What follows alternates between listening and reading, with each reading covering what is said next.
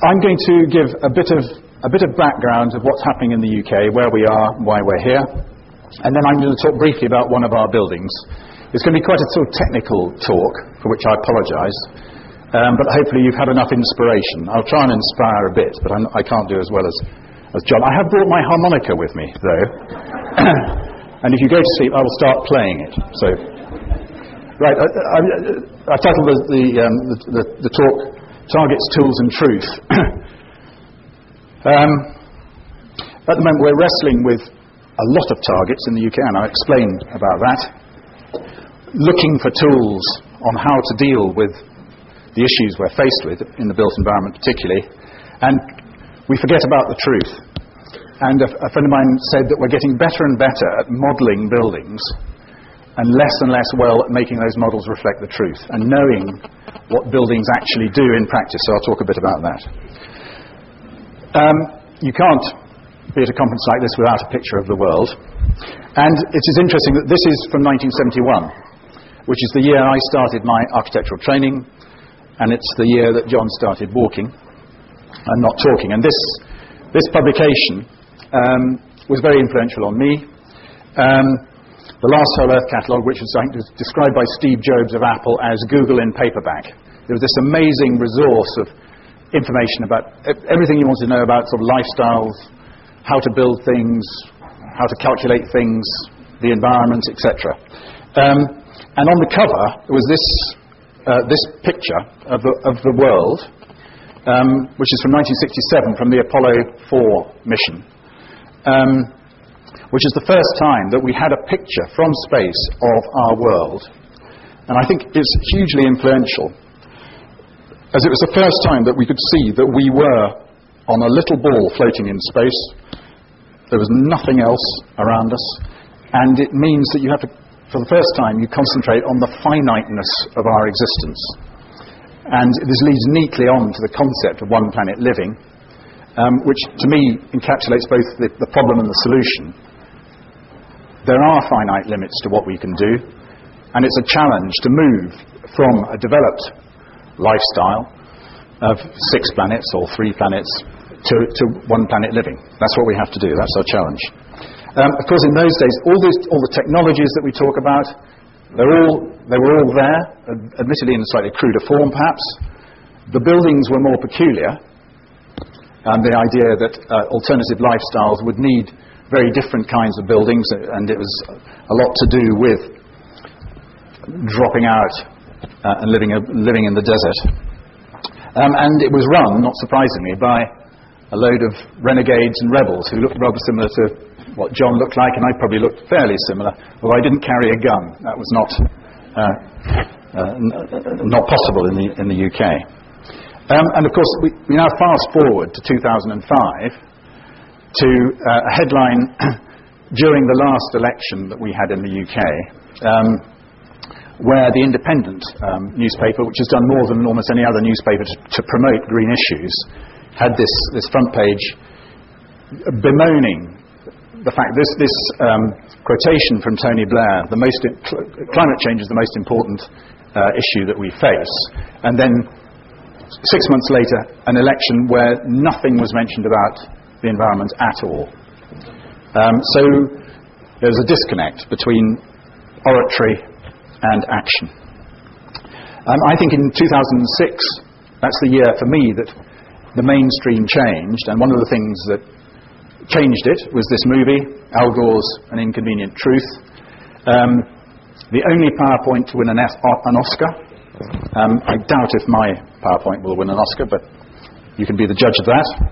And then in the UK, this publication, the Stern Review, which was the first time that economists had taken the issue of climate change seriously.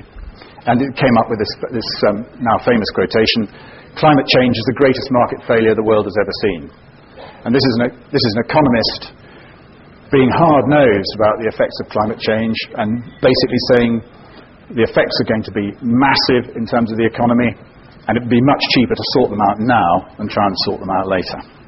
And he proposed that this could be sorted out through a combination of taxation, carbon trading and regulation.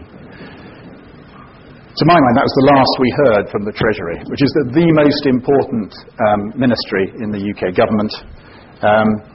Since then, they've been extremely silent. Trying to get them to join up with any other department on issues of climate change seems to be impossible. So there has been some changes in regulation, which I'll talk to you about a bit. But I thought, I never trusted economists. I trust them even less now, but they do need to get engaged. One of the things that has become absolutely apparent in the UK is that dealing with carbon emissions from buildings is absolutely critical, because buildings in the UK they are responsible. They contain about 50% of the total emissions of the country. I get rather cross when people say buildings emit 50% of our CO2. It's actually the activities. It's we who emit the carbon, not the buildings themselves. But it does mean that the building industry is being targeted to try to take probably more than its fair share of the reductions that we need to make, because some of the other areas like transportation, etc., they'll be much more difficult to deal with. So the regulations were tightened up in 2006, and for the first time the regulations were phrased not in terms of descriptions of building elements the performance of building elements, walls with a certain U value and thermal performance. It was phrased in terms of a carbon calculation. So it linked the issue back to the primary concern, that of reducing carbon emissions. I think there's a slight confusion about that, but I'll come back to that later. And then right at the end of 2006, there was these twin publications, a publication of a thing called the Code for Sustainable Homes, which I'll explain about, and another parallel document called Building a Greener Future, which set out a roadmap for how this Code for Sustainable Homes would be implemented over time. And for the first time, this set a level playing field for the housing industry of targets. It set clear targets. They were highly ambitious. It has enabled clients and architects to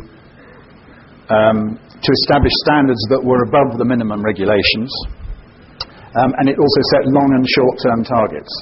I think some organisations have banned the use of the 2050 target. That trips off the tongue. We must reduce our emissions by 80% by 2050, and everyone thinks, oh, that's a long time. We don't have to worry about it until 2045. Well, having these intermediate targets gives us a framework and sets out the targets we have to meet before in the shorter term. The code measures and sets standards for a whole range of issues which you're probably familiar with, based on the BREEAM, the Building Research Establishment Environmental Assessment Method, which I'm pretty sure is incorporated in the standards that you have in this country. So the usual things: energy, water, waste, materials, etc. And it set a series of levels from 1 to 6 stars, and a 6-star home would be a zero-carbon home. And the definition of zero carbon is much talked about. But basically, the definition as it currently stands is that you have to generate all your energy on site on your home, which is difficult to do. And the timetable that went with it was that all publicly funded housing would have to be a 3-star rated home in 2007, last year. 2010, moving up to 4 stars, and by 2013 all public housing would have to be zero carbon. The private sector, which is the majority of housing in the UK, was lagged behind. So in 2008, last year, every private housing development had to be assessed. Well, that was the original idea, but the government